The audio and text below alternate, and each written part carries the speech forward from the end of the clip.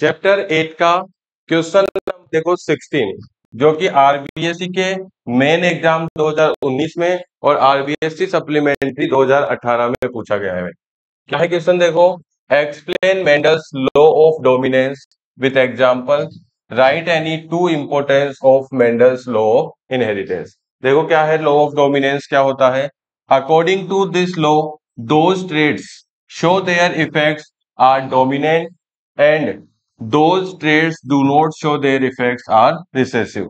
जैसे देखो इसका एग्जांपल समझो, एग्जांपल समझने का मतलब ये है कि जैसे हम टोलनेस की बात करें तो अगर कैपिटल टी दोनों होते हैं तो वो टोल प्लांट होता है। अब टोल प्लांट होना कैसा ट्रेट है भाई, टोल प्लांट होना डोमिनेंट ट्रेट है। टोल प्लांट होना कैसा ट्रेट है, डोमिनेंट ट्रेट है।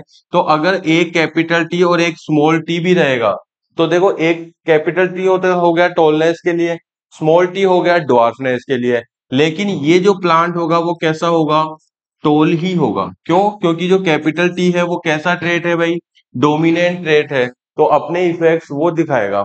ये जो स्मॉल टी है ये नहीं दिखा पाएगा। स्मॉल टी कब दिखाएगा, जब दोनों ही स्मॉल टी होंगे ना, तभी ही पौधा कैसा बनेगा, ड्वार्फ बनेगा, यानी कि छोटा बनेगा। तो ये हो गया इसका क्या एग्जाम्पल कि कैपिटल टी और स्मॉल टी कैसा प्लांट है, एक टोल प्लांट है।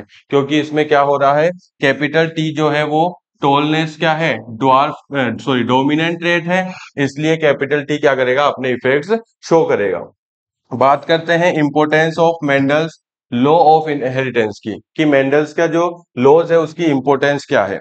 सबसे पहली बात देखो, he discovered the fundamental laws of inheritance. Inheritance क्या होता है, इनहेरिटेंस होता है बेटा जो अपने करेक्टर्स है वो अपने से नेक्स्ट जनरेशन में ट्रांसफर होते हैं करेक्टर्स, उसको बोलते हैं क्या, इनहेरिटेंस। तो इस इनहेरिटेंस के लिए कौन से लॉ लगते हैं, उसकी फंडामेंटल थ्योरी किसने बनाई थी, मेंडल ने बनाई थी। ठीक है। दूसरी बात, he deduce that genes in pair and are inherited as distinct units one from each parent. ये हो गया आपका लॉ ऑफ सिग्रीगेशन। ठीक है, अभी बताया था आपको कि जो जीन्स होते हैं वो पेयर के रूप में होते हैं, पेयर के रूप में होते हैं। जैसे यहाँ पे कैपिटल टी और कैपिटल टी दोनों पेयर है, लेकिन जब ये नया ऑर्गेनिज्म क्या करेंगे, बनाएंगे, तो ये क्या हो जाएंगे, 50-50 में क्या हो जाएंगे, सेपरेट हो जाएंगे। यानी कि एक करेक्टर के लिए एक जीन ही क्या होगा, नेक्स्ट जनरेशन में ट्रांसफर होगा।